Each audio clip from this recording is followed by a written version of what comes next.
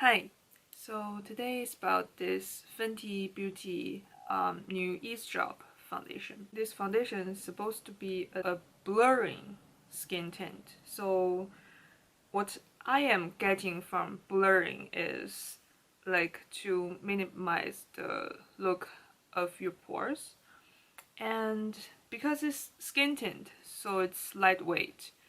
And also, I heard that this should be some sort of transfer-proof product. So I think today I will wear this with a mask to test the transfer-proof part of the foundation, and also the the blurring effect, because I do have very large pores. Basically all through my whole face. I have large pore everywhere. So first of all, the packaging.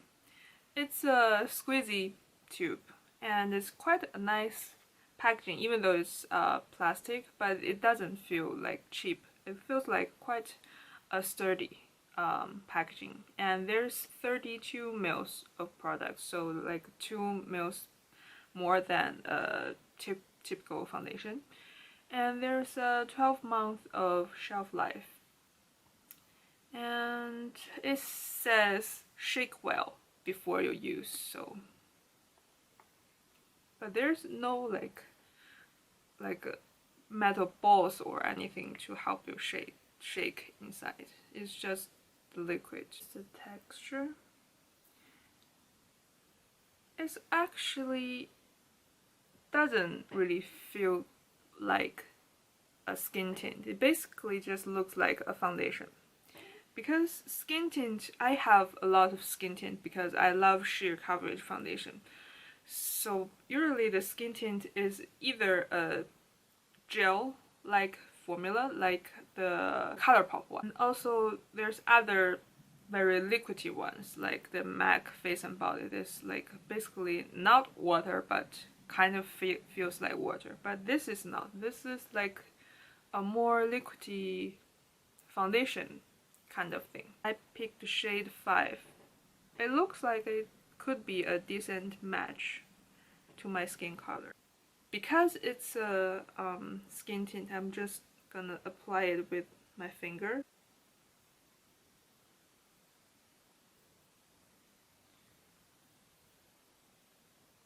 So first impression, it doesn't really feel like a skin tint. It just feels like a straight up foundation, and feels like there is a lot of silicone in this. So I think that's just the blurring effect ingredient. So let's see how this looks. Applying with my finger, it's not looking very nice. It's emphasizing some of my dry textures. It doesn't glide over on top of it. And even though it's not settling into my pores, it's also not blurring it. So I actually don't think this really works with your finger. And actually I moisturized my face quite well this morning, so oh, there's an earthquake. And coverage wise, I think it has quite a nice coverage. It doesn't really feels like a skin tint kind of coverage. It looks like a light to medium foundation kind of coverage. I think I'm gonna take this off and apply with other tools to just give this a fair chance, since it doesn't really work with applying with my finger. I'm just gonna use the method that usually works for me, which is with sponge or a cushion puff. So today I'm gonna use a cushion puff. It's from the Armani, and apply this way.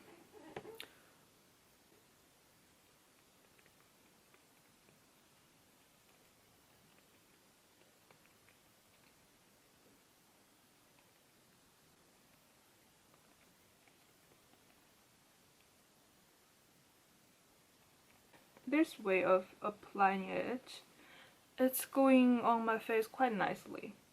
Still, I don't think it's a skin tint kind of coverage. It's like a light medium foundation kind of coverage, but it does goes along very nicely. And also with this way of applying this skin tint, it does gives me a little bit of pore blurring kind of effect. This area does look the pores on this area does look a little bit smaller than this side, which is you know, bare side. Yeah, and it's going on very pretty. Maybe I will apply this side with brushes. It's the IT Cosmetics Heavenly Lux Brush, the hard one. This is the pile that I pumped out several minutes ago, and you can see it's definitely a little bit darker, so it does oxidize a little bit. I stamp the product on my face.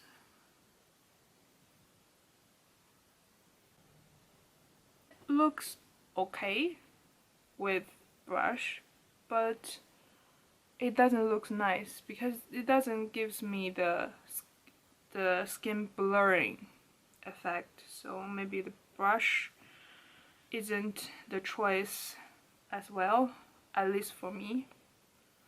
I'll just go over this with the puff. Seems like with the puff is the choice for me. Still, it doesn't look like as nice as this side that I apply with the puff from the beginning. It looks like there's some of the dry patches is emphasized on this part, and the coverage is not as nice as this side, so definitely apply this with a sponge or a puff. I actually do want to take off this side because this side working very nicely, so I just don't like this side, so I want to take it off. Because the brush doesn't work as well, I dampened a makeup sponge. This is from ColourPop, to apply on this side. I have taken off the skin tint I applied on this side. So now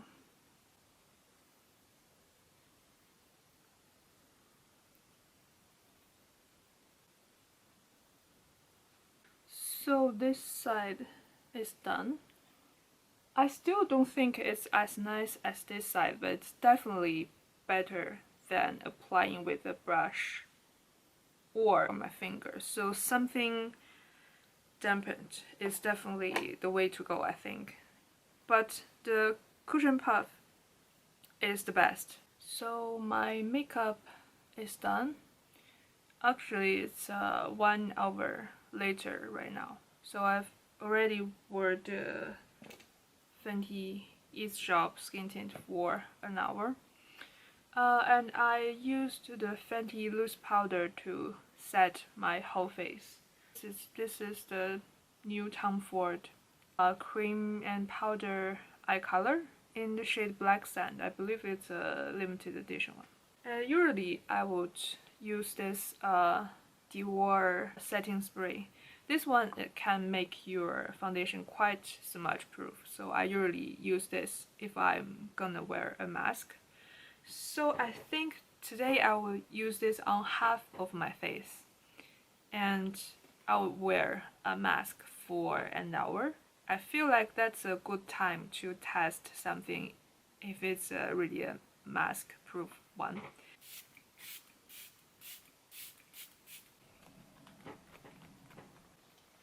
The setting spray has dried. I'm gonna wear this mask for like an hour and update on you. Does it transfer too much on the mask? I have wore the foundation more than an hour, 70 minutes to be exact. So see what's on the mask. Not much. Maybe you can't really see that well. You can see this part is the closest to my face, and there's just a little bit of the product on it, and there's not a very big difference between the side I had the setting spray and the side I don't have it. So I think this product could be a very transfer proof kind of product. The skin tint on my face doesn't really move a lot as well, so I think it's quite long wearing. Yeah, but I do think with this side, the side that have the setting spray on looks more perfected. Yeah, so I think my final thoughts on this is I actually don't feel like this is really a skin tint. It's more of like a foundation, a light medium coverage foundation. It doesn't, the texture doesn't really feels like a skin tint, and the coverage is definitely not a skin tint. I feel like it's more, like I said, more of a light medium coverage foundation kind of coverage. For the transfer proof part, I think it's pretty transfer proof with setting with some powder. I don't know how it would perform without powder, but with powder it definitely is quite transfer proof. There's definitely not much on my mask after more than an hour of wearing it. And the blurring effect, I think when I'm applying with the cushion pad, cushion puff or cushion pad, it's quite blurry. My pores, even right now, is quite minimized on this section. It looks quite nice, but this side I applied with the sponge, then it's not that minimized. So I think that requires the right tool to apply.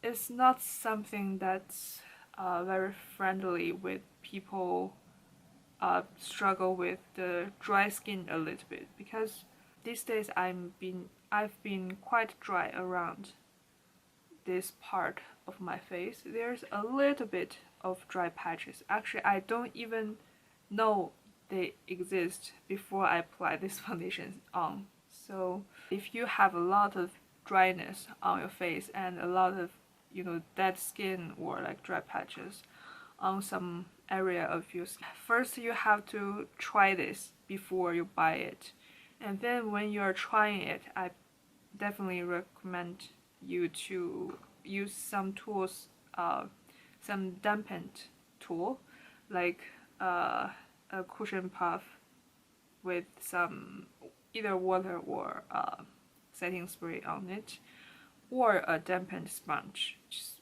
overall, I think I'm like kind of okay about this, because applying this to cushion puff I really liked it, but I don't really like how it applied with my finger, which I think it should be work with finger because it's skin tint. The concept of a skin tint is easy, it's convenient, but if you can't really apply it with your finger, then the convenience is gone. It's just a normal foundation. So yeah, overall I think it's just okay. With the right tool, right way of applying it, it does looks very nice, and it does blur your pores and being transfer proof. That's my thought. Actually, I have seen a lot of great review about this, so I kind of have high hope on it, but I'm a little bit disappointed, just a little bit. It's still nice, but didn't really live up to my hope for it. So yeah, that's the review. Forgot to mention the shade.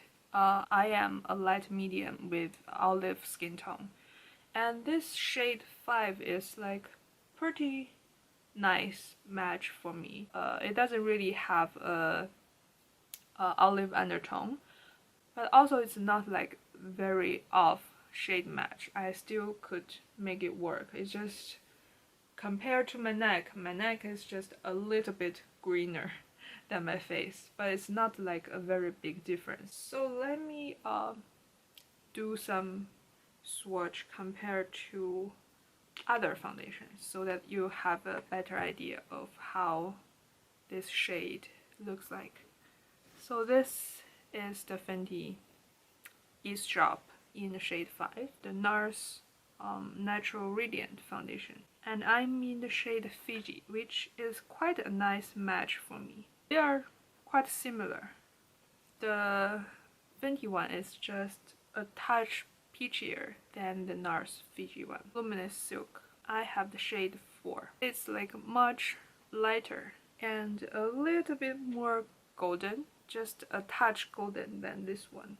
This one is still a little bit peachier than this one, and also this one oxidizes a little bit when you squeeze it out, so it's definitely getting a little bit darker.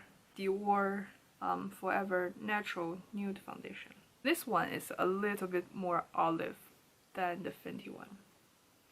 A little bit golden, more golden and more olive. Fenty powder foundation. I don't have other liquid ones, but I have this powder one.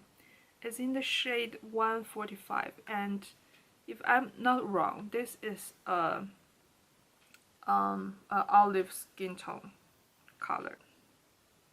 This one is definitely more olive and yellowy and a little bit goldeny than the EAZE Drop one. This one is definitely a little bit darker and peachier. This is the EAZE Drop Freshly Swatched. It's just a touch peachier than the foundation in 145 and less olive undertoned. It's just a golden with a touch peachy undertone. Yeah, this is the whole swatch. This is the oxidized EAZE Drop in the shade 5. This is the Nars Natural Radiant in the shade Fiji, Armani Luminous Silk in the shade 4, and the Dior Natural Nude Foundation in the shade 2W. Yeah, this is your shade comparison.